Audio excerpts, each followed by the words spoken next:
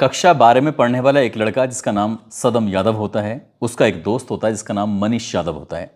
दोनों ही छात्र अपने स्कूल में थे। क्लास से जैसे ही बाहर निकलते हैं, प्रिंसिपल साहब जिनका नाम होता है S.K. सक्सेना, उनके पास से गुजर रहे थे, जा रहे थे। इसी बीच में प्रिंसिपल साहब ने दोनों छात्रों को देखा, देखकर उन्हें अपनी ओर आने का इशारा दिया।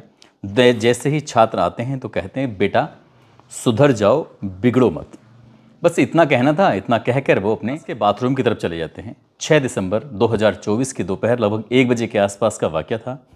मध्य प्रदेश का एक जिला लगता है छतरपुर, और छतरपुर जिले का एक जगह लगती है घमौरा। घमौरा का शासकीय उच्चतर माध्यमिक विद्यालय ये होता है। 12वीं तक का ये स्कूल है। अब इसी स्कूल के उन दोनों छात्रों से प्रिंसिपल साहब ने जैसे ये बात कही है, वो बाथरूम की तरफ जा रहे थे। बाथरूम से जैसे ही बाहर निकलते हैं, जिस छात्र को सदम यादव को ये बोला गया था कि बेटा सुधर जाओ, बिगड़ो मत, उसने एक देसी कट्टा निकाला। कट्टा निकालने के बाद सबसे पहले प्रिंसिपल साहब के सीने में मारा। उसके बाद फिर उन्होंने एक और गोली निकाली और दूसरी गोली लगती है प्रिंसिपल साहब के सर में। गोली लग जाती है, पूरे स्कूल में हड़कंप मच जाता है। जितने भी शिक्षक शिक्षिकाएं थे, पढ़ने वाले छात्र छात्राएं होते हैं, सभी हैरान हो जाते हैं देखकर कि एक छात्र जो कक्षा 12 में पढ़ने वाला, उसने प्रिंसिपल को क्यों मारा। हालांकि पुलिस ने उसे गिरफ्तार कर लिया। गिरफ्तार करने के बाद जब पुलिस ने उससे पूछा कि तुमने क्यों मारा, तो उसने कहा कि प्रिंसिपल साहब कह रहे कि बेटा सुधर जाओ, बिगड़ो मत। इसी बात पर गुस्सा आ गया था।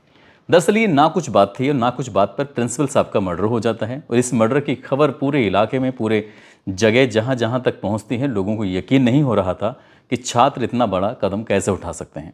दरअसल आज की जो कहानी मैं आपको सुनाने जा रहा हूँ, ये कहानी भी कुछ ऐसे ही थी। बात कुछ भी नहीं थी और एक कत्ल हो जाता है। कत्ल भी एक छोटे से बालक का होता है और कत्ल करने वाला भी एक नन्हा कातिल होता है। पकड़ा जाता है। अगर कोई उसे देख ना रहा होता तो इस बात पर कोई यकीन नहीं कर रहा था। आदाब, नमस्कार, सत श्री अकाल। मैं उस्मान सैफी। आज की जो सच्ची घटना मैं आपको सुनाने जा रहा हूँ, ये सच्ची घटना है राष्ट्रीय राजधानी क्षेत्र दिल्ली का एक ज़िला है दक्षिण पश्चिम, और दक्षिण पश्चिम जिले का एक थाना लगता है बसंत विहार। बसंत विहार में एक प्राइवेट स्कूल है जिसका नाम चिन्मय स्कूल होता है। 3 दिसंबर 2024 की सुबह लगभग 9:45 के आसपास एक फ़ोन पहुंचता है एक पेरेंट्स के पास। नाम सागर होता है। पूछा जाता है कि क्या आप सागर बात कर रहे हैं, कुमुदपुर पहाड़ी बसंत विहार के रहने वाले। इधर से आवाज़ आती है कि जी हाँ, मैं बात कर रहा हूँ। कह रहे कि आपके बेटे का नाम प्रिंस है जो कक्षा 6 में पढ़ता है। बोले जी हाँ, बिल्कुल आपने सही कहा। आप वही हैं जो प्लम्बर का काम करते हैं। जी बिल्कुल सही बात है। जैसे ही ये बात स्कूल ने बिल्कुल तस्दीक कर ली। तस्दीक करने के बाद कहा कि जितनी भी जल्दी हो सके आप उतनी ही जल्दी फोर्टिज हॉस्पिटल बसंत कुंज में पहुंच जाइए, क्योंकि आपके बेटे की तबीयत बहुत ज़्यादा ख़राब है। पिता ने जैसे ही ये बात सुनी, वो अपनी पत्नी नीतू को लेकर जितनी जल्दी वहाँ पर पहुँच सकता था उस फोर्टिज हॉस्पिटल के अंदर, उतनी जल्दी पहुँचने की कोशिश कर रहा था, ये देखने के लिए कि आखिरकार उसके बेटे को हुआ क्या है। जब वहाँ पहुँचता है तो डॉक्टर साहब हाथ खड़े कर देते हैं, कहते हैं कि आई एम सॉरी, हम आपके बेटे को बचा नहीं सके। दरअसल वो तो यहाँ आने से पहले ही मर चुका था।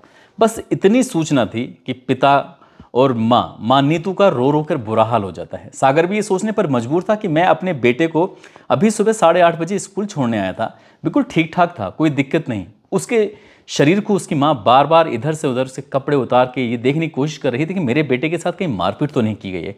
शरीर पर एक भी चोट का निशान नहीं था, तो ये मौत हुई कैसे। अब इसी बात को देखते हुए देखते देखते परिवार के लोगों को ही खबर फैल जाती है। जो भी इनके आसपास के रहने वाले होते हैं कुमुदपुर पहाड़ी क्षेत्र के, वहाँ के लोगों को जैसे ही खबर पहुँचती है तो बड़ी संख्या में लोग चिन्मय स्कूल के पास इकट्ठा हो जाते हैं। जैसे इकट्ठे होते हैं उसके बाद हंगामा करना शुरू कर देते हैं। स्कूल प्रशासन पर तरह तरह के आरोप लगाए जाते हैं और जैसे जैसे हंगामा बढ़ रहा था वैसे पुलिस को भी सूचना मिल जाती है। पुलिस भी मौके पर पहुंच जाती है। बात यही नहीं थमती, बल्कि सोशल मीडिया के माध्यम से ये खबर दिल्ली के मुख्यमंत्री आतिशी के पास भी पहुंच जाती है कि एक कक्षा 6 के एक बालक जिसकी उम्र लगभग 12 साल के आसपास रही होगी, उसकी मौत हो जाती है। अब उन्होंने इस मामले को गंभीरता से लेते हुए 2 जांच अपने स्तर से कराती हैं। एक जांच एसडीएम को दी जाती है, एसडीएम प्रशासन की तरफ से।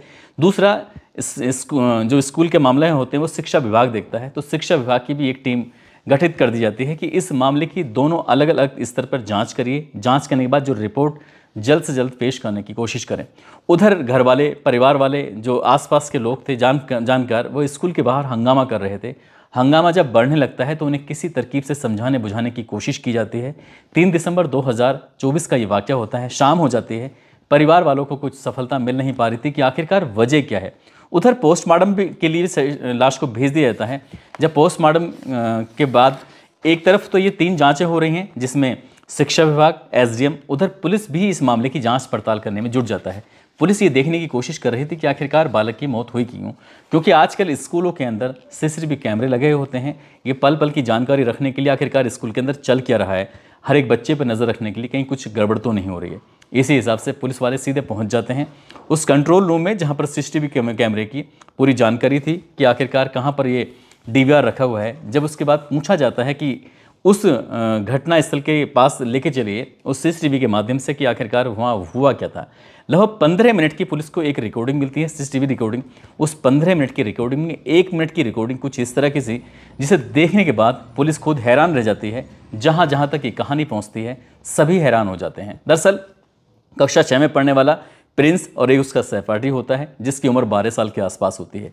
प्रिंस की भी उम्र 12 साल के आसपास है। जब ये दोनों एक दूसरे के आमने सामने से गुजर रहे हैं, अचानक ही एक दूसरे का कंधा लग जाता है। कंधे से कंधा लगना था और इसी बात पर उस छात्र को गुस्सा आ जाता है।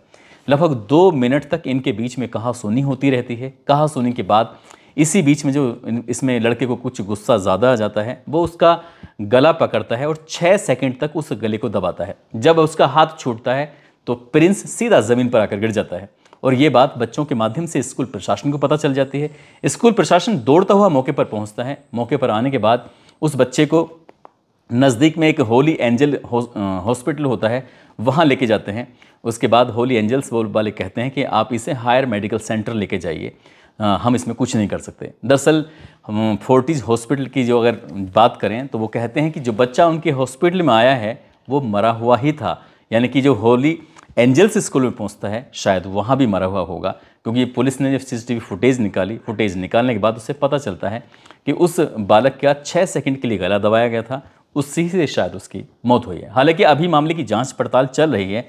पुलिस ने भारतीय न्याय संहिता की धारा 105 के तहत उस 12 साल के बालक जो नन्हा कातिल बन गया है उसके खिलाफ एफआईआर दर्ज कर लिए, उसको हिरासत में भी ले लिया जाता है, उससे भी पूछताछ की जा रही थी।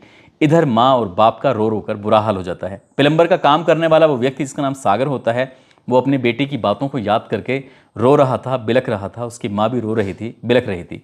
जब उसने मीडिया के सामने, जब लोगों के सामने ये बात कही कि मेरा बेटा होनहार था, वो कह रहा था कि मैं पापा एक ऐसी कार लेके आऊँगा जो कार पूरी गली में किसी के पास नहीं होगी। लोग देखकर उस कार को कहेंगे ये कार कहाँ से लेके आए, तो लोग आप कहना कि ये कार प्रिंस लेके आया था।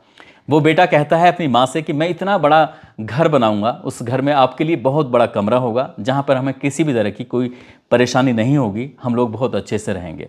उस बच्चे की कल्पना शक्ति बहुत ही ज़्यादा अच्छी थी। वो अपने परिवार के बीच में रहता था, बहुत सारा उसे प्यार मिलता था और वो अच्छे से पढ़ भी रहा था। लेकिन कौन जानता था कि कंधे से कंधा ऐसा टकराएगा कि उसकी ज़िंदगी का वो आखिरी दिन होगा, और वो दिन उसकी आखिरी जो बनता है उसी दिन उसकी वो पैदा हुआ था, यानी कि 3 दिसंबर को उसका जन्मदिन भी मनाया जाता है। और इसी वजह से स्कूल गया अच्छा इंसान बनने के लिए और वहाँ पर जाके उसके साथ ऐसा हो जाता है। बताया जाता है कि इस प्लम्बर यानी कि सागर का एक और बेटा है जिसका नाम प्रियांशु है। प्रियांशु कक्षा 8 का छात्र है जो किसी अन्य स्कूल में वो पढ़ता है, और इस घटना से पूरा दिल्ली प्रदेश हिल जाता है। जहाँ जहाँ तक ये खबर फैलती है वो लोग सोचने पर मजबूर हो जाते हैं। ठीक वैसे ही जैसे क्या मध्य प्रदेश के छतरपुर में घमौरा एक जगह लगती है, शासकीय उच्च माध्यमिक विद्यालय, जो कि एक सदम नाम का स्टूडेंट होता है। उसको प्रिंसिपल साहब ने यही कहा था कि बेटा सुधर जाओ, बिगड़ो मत। उसे ये बात इतनी ख़राब लगती है कि प्रिंसिपल को वो 2 गोलियां मारता है, एक सीने में मारता है, एक सर में मारता है। पुलिस जब उसे पकड़ती है तो उससे पूछा जाता है कि क्यों मारा, तो वो कहता है कि मुझे ये कह रहे थे कि सुधर जाओ इसलिए मार दिया। अब पुलिस ने उस लड़के को भी गिरफ्तार कर लिया। मामले की जांच पड़ताल, ये जो कहानी दिल्ली की सुनाई है, इस मामले की जांच पड़ताल चल रही है। लेकिन बच्चों का जो जिगरा है कुछ इस तरह का हो चुका है, अपने आप को बहुत बड़ा गुंडा बदमाश शायद ये मानने लगे हैं। और इसके पीछे की सिर्फ एक ही वजह है, और वो वजह है कि हर हाथ में जो मोबाइल पहुंच चुका है, और मोबाइलों में कुछ इस तरह की जो वीडियो हैं जिन्हें देख के इन्फ्लुएंस हो जाते हैं। जैसे कि पिछले दिनों गैंगस्टर की वीडियो चल रही थी और उनके गाने जो बजते हैं, जो गोली वाले गाने होते हैं, और जो जिससे पता चलता है कि वो डॉन है, बदमाश हैं। इस तरह के आज के स्टूडेंट, आज के बच्चों पर बहुत ज़्यादा गलत प्रभाव पड़ रहा है। ऐसे में माँ और बाप की बड़ी जिम्मेदारी बनती है क्योंकि बच्चे आखिरकार देख क्या रहे हैं, और ये देखने के लिए उनको जाना पड़ेगा मोबाइल की हिस्ट्री में, चाहे वो यूट्यूब की हिस्ट्री हो, चाहे वो गूगल की हिस्ट्री हो, वो समय समय पर चेक करते रहें। यदि उन माँ बाप को नहीं आता है तो आसपास में रहने वाले कुछ ऐसे लोगों से ये जानकारी जुटाएं कि आखिरकार मोबाइल की हिस्ट्री कैसे चेक की जाती है। उनका बालक पढ़ाई के साथ साथ, जानकारी के साथ साथ ऐसी कौन कौन सी वीडियो देख रहा है जिसको देखकर वो इन्फ्लुएंस हो रहा है। और यही वजह है कि दिल्ली में जो कत्ल हुआ, शायद इसकी भी यही वजह रही होगी मोबाइल। और छतरपुर जो कि मध्य प्रदेश का ज़िला है, वहाँ पर जो प्रिंसिपल साहब का कत्ल होता है, उसके पीछे भी शायद यही वजह रही होगी। कम समय में जो बदमाशी का नशा चढ़ जाता है, बदमाश बनने के लोग फिराक में जुट जाते हैं। दोस्तों, जाते जाते पठान इमरान हैं, और साथ ही संस्कार कुशवाहा, हमज़ा अली, खुशदिल खान, ज्योति कुमारी, आज इनका जन्मदिन है। इनको जन्मदिन की ढेरों सारी शुभकामनाएं, बहुत बहुत मुबारकबाद। साथ ही नीलम है, आज इनकी शादी की सालगिरह है।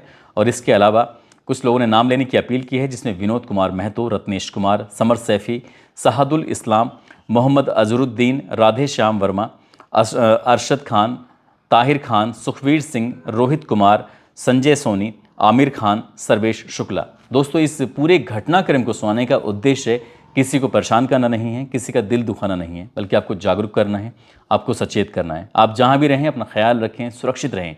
जय हिंद, जय भारत।